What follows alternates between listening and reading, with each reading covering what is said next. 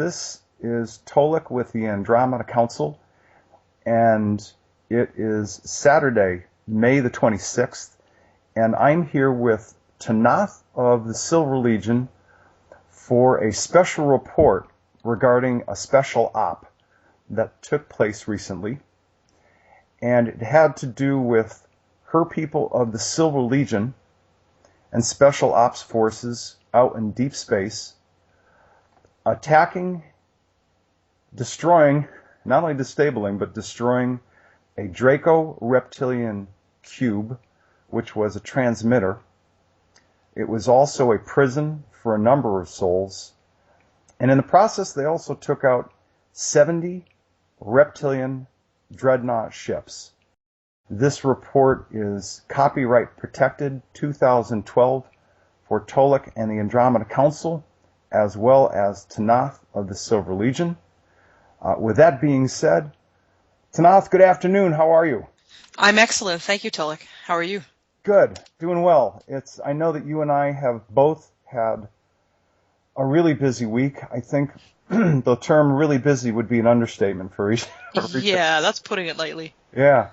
Last weekend, right around this time, you and I were talking about a special op that your people, in combination with some other people, were going to be taking in deep space because you were aware of this Draco Reptilian cube that had some pretty nasty intentions for those of us here on Earth.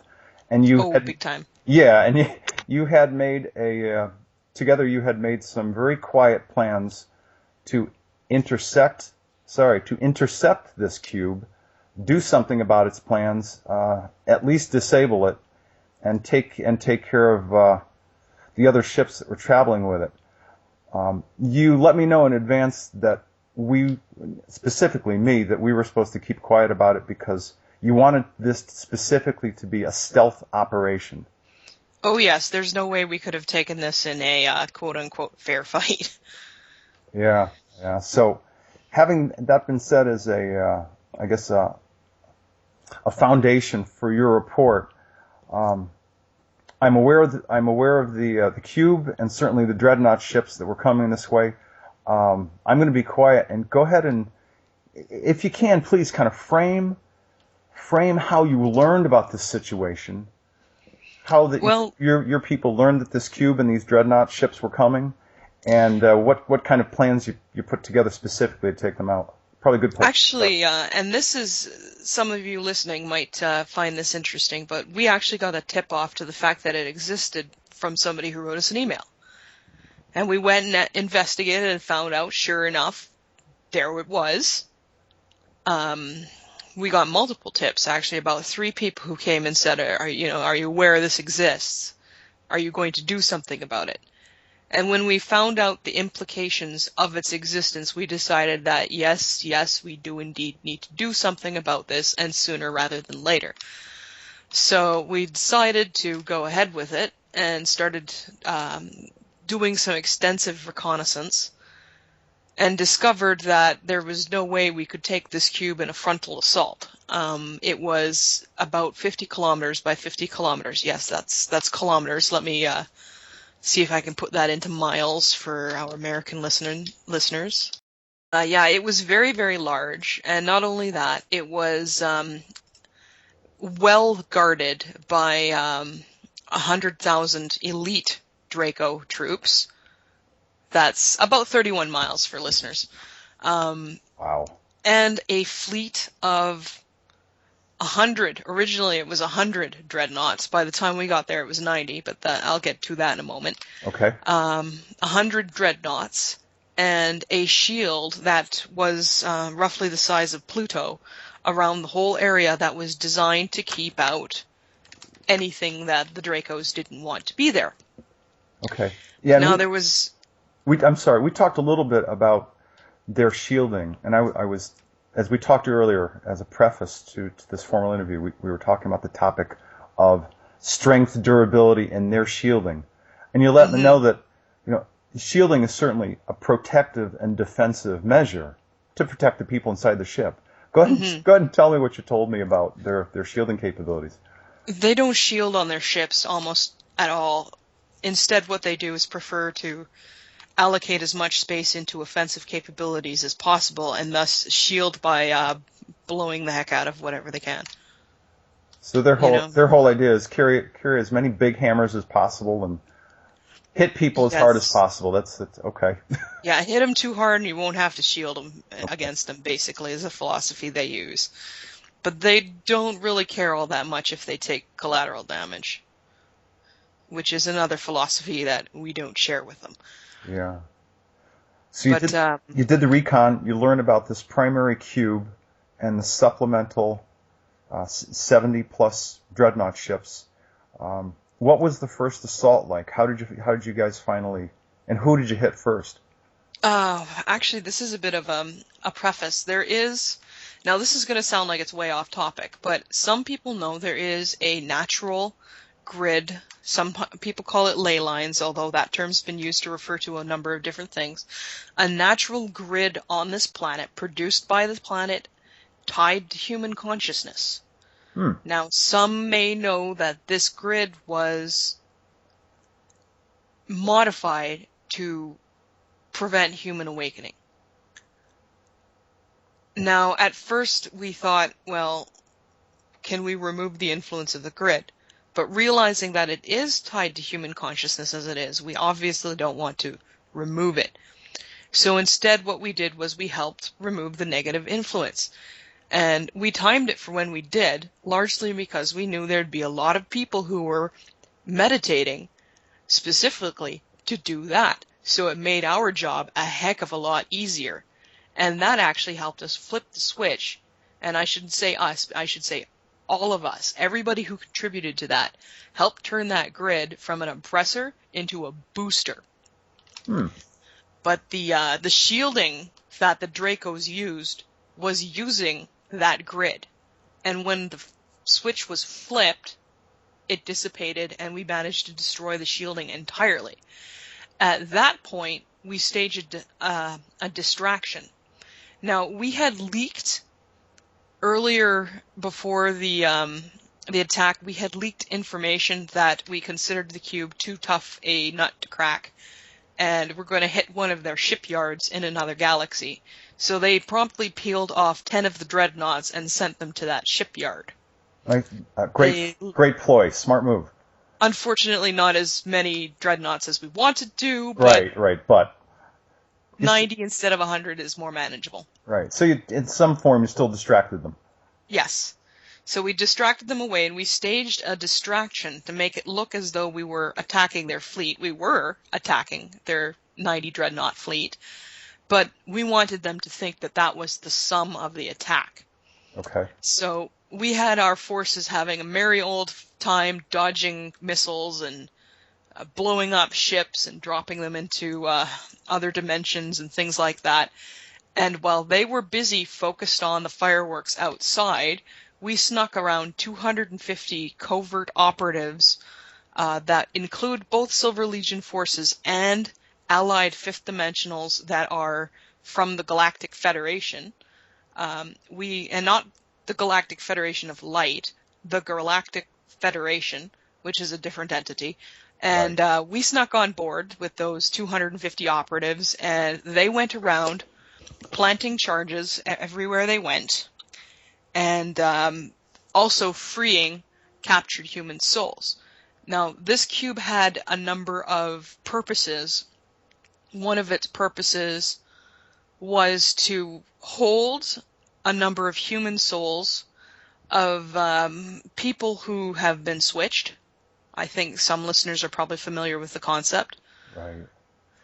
Or who have been cloned, or who have otherwise been gotten in that non-physical way.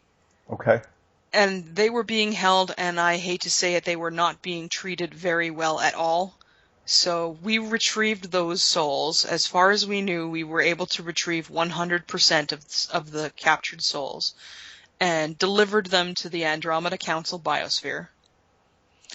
One of the medical ones. I'm not You'd actually probably be able to find out the name of that one better than I would. Right. Yeah. But we know they're in good hands. Yeah. I have the list of all the hospital biospheres. Sure. Yeah. Yeah.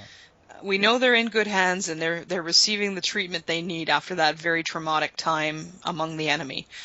Right. And once we'd saved the last of the souls, we had one of our divisions hop aboard their flagship dreadnought and take over, much the same that we'd used ship capturing techniques prior, and send the signal to the cube, that signal to the operatives still aboard the cube that it was time to evacuate and detonate. And at that point, everybody just sort of popped off, and we pressed the button, and the cube went sky high. Sure. Sure. Yeah, by the way, I'm aware of the fact that the souls that had been captured on that ship had been delivered to the Andromeda Council, because I was speaking with Azar during the middle of this week, and she was experiencing she was expressing her own experience of just being flat out busy because of this, sorry about that. this new influx of souls that had come in that had just been traumatized. It's about the best way I can put it. Just severely traumatized. Yes, what was done to them is not good at all, but we're all very glad to have them safe and sound aboard the Andromeda Council biospheres and receiving the healing and the treatment that they need, so that we can start finding them their way back to where they belong here on Earth. Yeah. It's not going to be a quick or easy process, unfortunately, but it is one that I know Azar is probably, although she's busy as a one-legged person in a bottom-kicking contest, I'm sure she's happy to be able to do it. Yeah, sure. And she of course, she's got multiple teams of people on 6 biospheres, 6 hospital biospheres. So I'm sure that they're spreading the workload among all of them.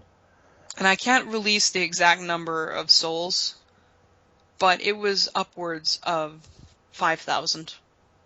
So we're talking a lot of people. Yeah. Yeah, they've been the Dracos and Hydras. You know, you and I both know about these. Mm-hmm. They've been taking people off of Earth for years and years and years. And a lot of them were actually, this is an aligned conversation, a lot of them were on the undersea base, the last base that was taken out. They were captured, they were traumatized, they were turned, they were used as slave workers. Mm-hmm. Undersea on that base. So humans have been taken as slaves for years by the Draco and Hydra reptilians for a number of different operations. And probably going on way beyond our recorded history. I mean, there's, instances in our prehistory and legends that allude to it. Yeah. To this going on. Right. Well, yeah, souls are virtually eternal, and it's rare that they ever get extinguished, so. That's fortunate. Yeah. I'm just glad that these people are getting an opportunity to receive some caring and love. Yeah. When we have a conversation about something like this, it reminds me of visually what I saw years ago in the movie The Matrix and the follow-up movies. Where you see, as a metaphor, you see these human beings that are, in this case, in the Matrix, they're biological beings. But the machines are drawing off the electrical energy and power from their bodies and their brains. Copper top. Yeah, well said. Yeah, very much like a battery. Yeah, they use us as a food source. Yes. More specifically, they use our anguish as a food source. Right, the negative energy. Right. And I would caution anyone thinking that they can, convince these guys to be nice. Keep in mind what they eat. They're not interested in being nice. No. And for people that don't know this, and I've had a number of people ask, so this is actually I'm glad we're on topic. This is a good time to talk about it, and I'll be brief. People want to know about these Draco and or Hydra reptilians. Not only who are they, but what are they? They are primarily lower vibrational fourth dimensional beings. Now that being said, can they and do they manifest organic dense matter bodies? Yes, they do. And when they manifest those organic bodies, that's when they have this deep, deep craving for, sorry to say this, but fresh meat. So that they're both. Preferably from something that's capable of feeling anguish. Right. So they get, yeah, you're right. It's almost like getting an espresso hit. They get to feed on the organic food, and they also get the benefit from the negative energy that person has been storing. It's not a pretty story at all, but for people that are curious as to who and what these reptilians are, they've been fourth dimensional for a long time, but they can still manifest three-dimensional bodies. And when they do, they have a craving that they need satisfying. So I know it's quite not on topic, but I thought it'd be worth clarifying. That is worth clarifying. Yeah. So we have a reptilian Draco cube that was huge, about 31 miles in diameter. That was blown up. Yep. 70 dreadnought vessels that were destroyed. Yep. 19 that we let escape, because with the cube gone, they're a little far from anything friendly. And one that we captured. Ah, okay. All right. Well, and what have you done with that one? If I may We're ask. actually retrofitting it. We've removed all of the armaments, and we have removed the original engine. They use a fission engine. That is nuclear fission, much like what is going on at Fukushima right now. Okay. Not something you want basically running around spewing stuff anywhere. So we've dumped that down a void where it's not going to hurt anything, and replaced it with a crystal drive, and we're refitting it in order to be a scout craft carrier. Okay. By the way, and just a couple of corroboratory and confirmatory pieces of information, because it's good to know that the things that you guys run into, we also run into. As a reference point, the last undersea reptilian base that we took out, one of the last steps before we left it is that of cleanup. And the cleanup was necessary because there were a bunch of these nuclear fission drive ships that were sitting in one specific hangar, if you will. It was almost like an aircraft repair hangar. It was a mess. There was stuff everywhere. And that included a number of fission replacement engines, and also included nuclear fission leakage all over the place. Oh man, I would have hated to go in there with a Geiger counter. Yeah, so one of the things that our guys had to do was go in there and clean it up before they finally evacuated the place. And they did, matter of fact, with the engines that they took out of that hangar bay, they brought them up. They were so unstable, they brought them up on a per shuttlecraft basis, one engine at a time, until they got into deep space. Oh man. Cleaned them up on one of the maintenance biospheres, and then ejected it. So very similar to your process. Yeah, I've been told that on a dreadnought, the average tour is about 2 years before they have to go back to dock and refit. And the average Draco soldier pulls about 3 or 4 tours of duty before they are no longer fit to serve.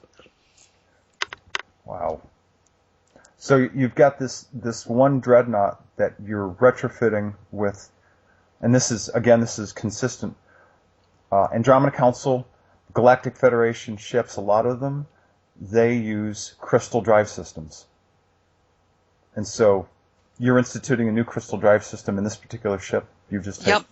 It takes up about 1/10 the space of the old fission, doesn't require shielding, and has no horrible radiation leakage. Yeah. How about in shifting off of the mechanics and the ships themselves? How about how did the combat go?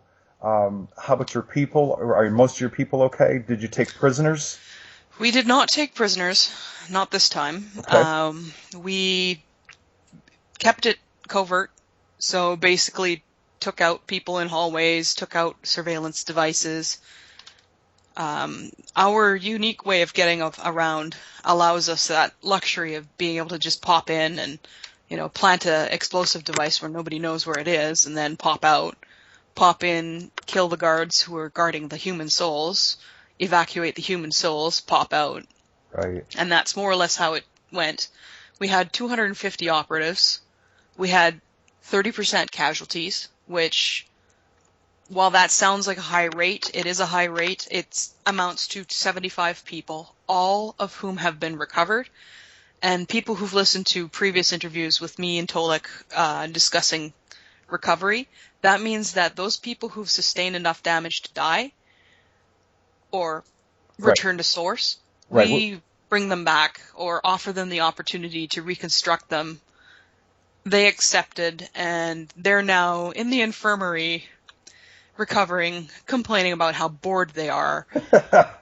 Well, where yeah, they'll be, yes. Especially your crew. Yes. Yeah, for the record, we're talking about their soul and spirit essence bodies. Yes. Their higher dimensional bodies. Yeah, there weren't, to the best of my knowledge, there were no incarnated humans participating in this, simply because it was such a risky operation. Sure. Although there might have been some of the more powerful ones that I'm not aware of. But yeah, we did take casualties on it, but we still managed to succeed. The explosive devices that we placed were designed by our fifth dimensional allies, and they were designed to implode and then explode. And that basically destroyed the ship when there were hundreds of them placed all over. Wow. So we've got 200 plus of your people, special forces. How many of the Galactic Federation people and their special forces group as well? Actually, there weren't too many of them. We had about 5 who contributed. Oh, okay. And none of them took any injuries. Good. And they had, from what we can tell, they had a wonderful time. Good. All right. Yeah. And these are people who come from an origin that they lost a planet once to the reptilians, so they're not inclined to hold back. Yeah. The reptilians have been doing this to people all throughout the universe, and the words I use are reptilianizing. They've reptilianized whole galaxies. In this case, they blew it up. So, Jeez. Yeah, that's awful. That kind of destruction is not forgivable. Yeah.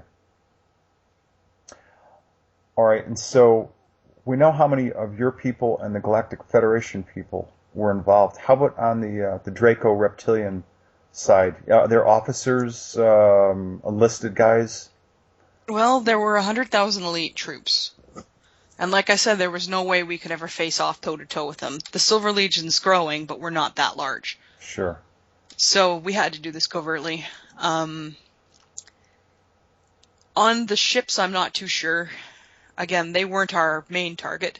Okay. As far as I know, they had the typical complement, which was, 35 to 50 crew and around 100 troops.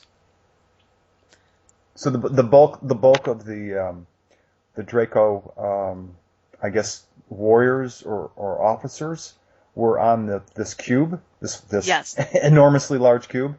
Yes. Okay. Well, I'm curious. What were you guys able to find out about this cube in terms of any preliminary intelligence? Its makeup, its capabilities, what its purpose was? It's, from near as we could tell, its purpose was as a prison facility for these souls, but they never do just one thing. Okay. So there is, our fifth dimensional allies say that there were machine intelligences on those ships that were responsible for reaching out and contacting human channelers and feeding misinformation. Wow. Yeah. So when people here on Earth who channel, who may be thinking that they're speaking with some higher dimensional archangel or any other entity that may not be in fact who they're communicating with. Be very, very careful if you're trying to channel. Be very, very careful. Practice discernment. Don't be quick to take whatever it is at its word. be very, very on the lookout for any anomalies, because they have tried to do this. They have tried to pull switcheroos on this, like this, on people. Give them basically what they want to hear, and not necessarily what is true. Right. Oh, yeah. I've certainly run into this quite a few times. So I hear you right. You're saying that these are not necessarily higher dimensional but malevolent entities transmitting the information. You're saying that these are machine entities, yes. Machine intelligence. Yes, AI, artificial intelligence, wow. Programmed to behave in a certain way. So programming and repetitive. Mm-hmm. Loaded up with specific messages to transmit and then programmed. And I mean, that's one way of bypassing the, the 3 times check. If something is an artificial intelligence, it has no intent. Yeah, I've always recommended to people that the best thing that they can do regarding any information, that any extraterrestrial or intra-dimensional or extra-dimensional entity seems to be sending you, use your heart, your mind, your soul, your spirit, the totality of you. Use your intuition.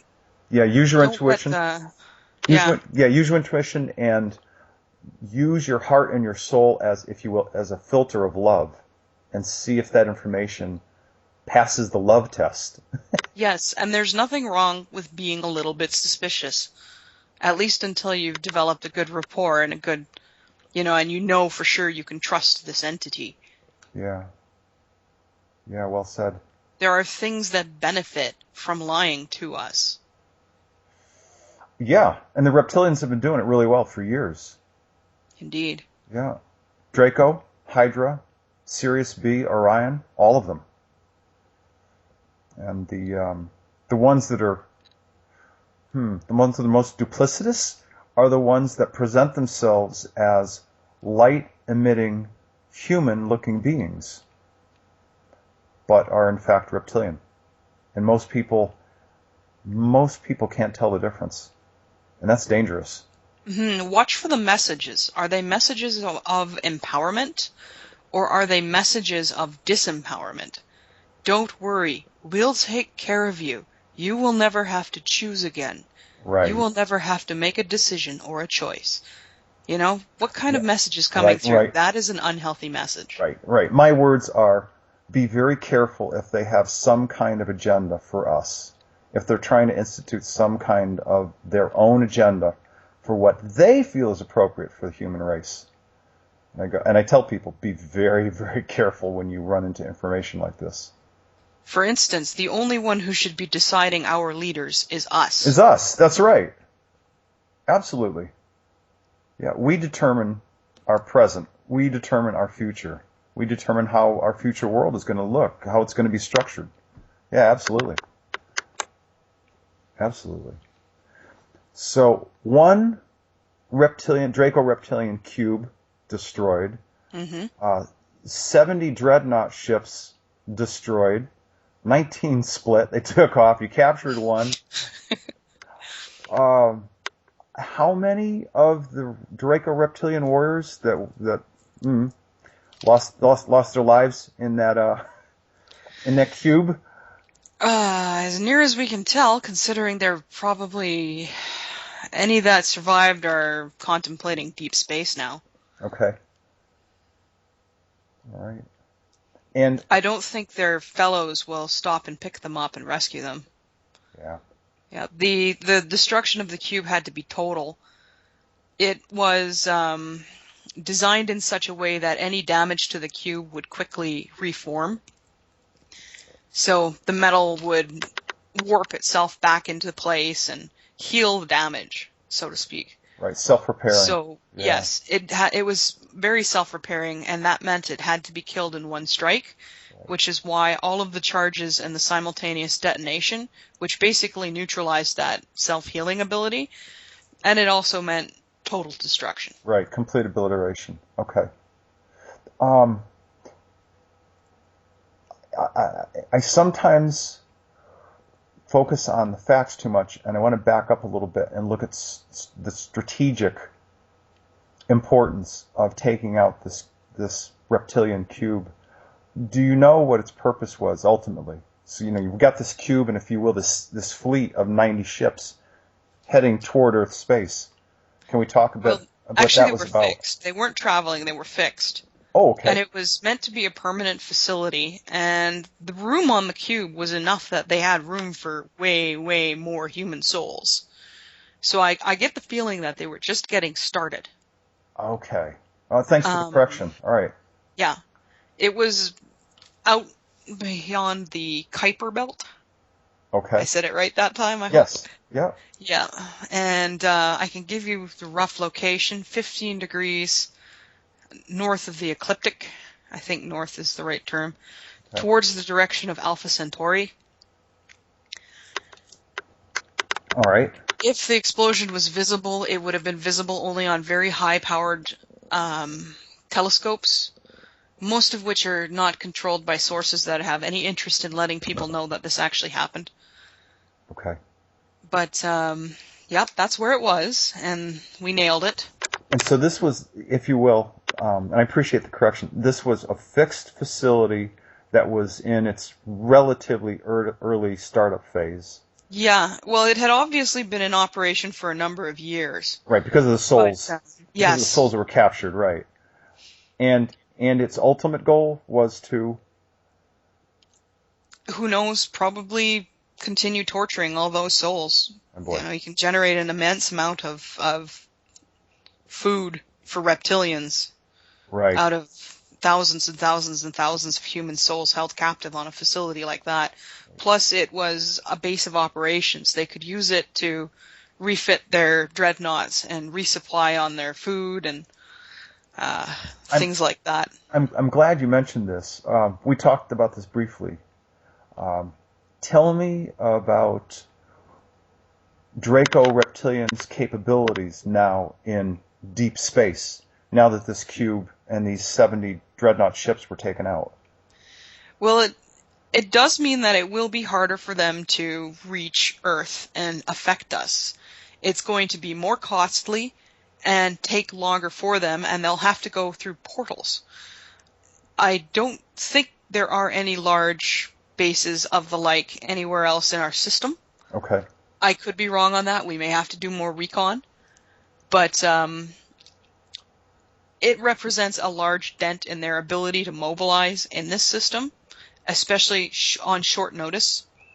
Sure. Had they been, use a phrase, had they been kind of like flying under the radar and hoping that either the Silver Legion or the Galactic Federation, or that nobody was really paying attention to what they were doing out there? I think it was a combination of trying to fly under the radar and being pretty assured that nobody would be stupid enough to try attacking. Given the sheer size of the facility, I mean... Yes, it was a facility of rather immense size and capacity, and well defended, and if we had done it through conventional face-to-face means, we would have been obliterated. So I think they were counting on the fact that not too many would have been able to mobilize an effective force against it. Yeah. It's a good thing that that your people learned what they learned from, the people out there who were paying attention. What was the, can you tell me what was the first, the first clue that this situation was as dangerous as it, of course, turned out to be?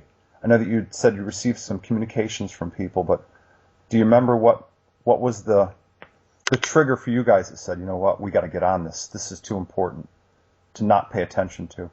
Well, we received information about it, and we went out and we verified. Because, we do verify in our own way. And discovered, okay, yeah, this facility exists. It's huge. It's a lot bigger than we thought. We'd already decided when we heard that they were holding human souls there, we decided we were going to take it down. This, the knowledge of its scope more or less said what kind of tactics we would have to use. Right.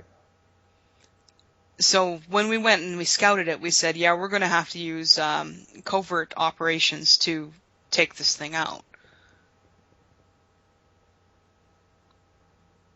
And so we got as much information as we could about the facility, its defenses, how to best attack the defenses, because that shield was formidable. If the shield had been up, it would have been annihilation of our people. But since we were able to take that down, that made it immensely easier. And actually, while it was no cakewalk, it was certainly a very successful operation, considering that we had a force of 250 on the cube itself and took out 100,000. Not to mention all the freed souls. So that the, if I heard you right, the number of your people that got into the cube, this small special forces group, was about 250? Yes, 250. That infiltrated the cube, got on board, followed whatever orders they were given to take out, do certain things at certain times. Yep. Yep. Place the charges and rescue the people, and once they got the signal from the captured flagship, it was a signal that was broadcast to every screen remaining in their fleet and every screen on the cube, so everybody had an opportunity to see it. Okay. And the reptilians were confused, and then they ceased to exist. That reminds me of some of the ways that the people from Procyon have worked. They've had success in dealing with the Draco and Hydro Reptilians before, and so you take the lessons and the tricks of warfare that you learned, and you use them to your advantage. Mm-hmm. And they've worked a number of times. I think the last 2 bases actually were taken out in a quiet special forces Delta Force kind of manner. Very quiet, very much under the radar, so as not to tip off the guys you're going after. Yep. Yeah. Were you guys pretty successful in doing that, so they really weren't prepared? I think they knew something was coming. They didn't know exactly what. And we caught them by a surprise enough to actually pull this off.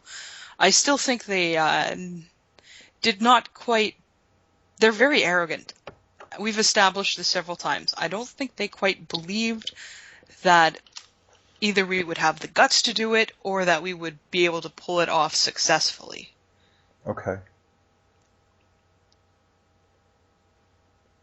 And so now we have a completely destroyed reptilian cube, which was holding and traumatizing, creating severe anguish for human souls. Yep. The cube's destroyed. The human souls have been rescued and transported to the various Andromeda Council hospital biospheres. They're being treated. You were lucky enough to take a dreadnought ship and clean it up. Yep. And dump the fission engine. You took relatively few casualties, which is a good thing. Your people are okay? Are they healing all right? Yep, they're just bored. Oh, yeah. And they can live through that. Yeah, and this is, again, for people that maybe are just hopping in, we're talking about soul and spirit essence, body, energetic repair. So essentially they have pockets and pocks and disruptions in their energy bodies. And you start getting people who look more like Swiss cheese than people. Thank you. Yeah, good analogy. And so how many of those guys are in sick bay? 75. Oh, okay. The rest took mostly minor injuries and have already been released. And of course, everybody spent a day getting decontaminated from the parasites. Right. Is there anything more that you want to tell people about the parasites that were on these ships? I know we talked a little bit about them. Yeah, the parasites they're airborne, and they serve a number of purposes, and one of those purposes is to delay boarding parties. What happens is you get on board, you breathe them in, they start to work on your system. Individuals will have varying levels of immunity and immune response to them, but sooner or later they'll take over. And then you stop doing what you want to do and start doing what the Draco commander wants to do. And we are able to get in position fast enough and do our work fast enough that the parasites are negligible. Okay. But everybody, the moment they start to lose will, there is an automated system that takes them back to the Silver Legion headquarters to the infirmary where they are treated for parasites. Okay. So And anybody who has any contact at all with any reptilians gets hauled back to the infirmary for decontamination whether they want to or not, particularly if they start showing any signs of aberrant behavior. Sure. Yeah, I figured that would be definitely a safety measure that you do all the time, rigorously. Oh yes, it's standard operating procedure. Yeah. If somebody starts acting a little bit funny and we have any reason to suspect they've had contact with any reptilians, they get knocked over the head, dragged off to the infirmary. Right, and maybe not always that impolitely. Right. And then, of course, I'm sure you have a decontamination chamber, and they have to stay there for a while, and yep, the leeches get destroyed. Peeled off. Yep. Right. And typically it takes about a day for treatment. Heavy infestations might take more than that. But we know the signs now. When people start acting weird, we don't even ask questions. We just ship them off to the infirmary and start treating them right away. Okay. All right.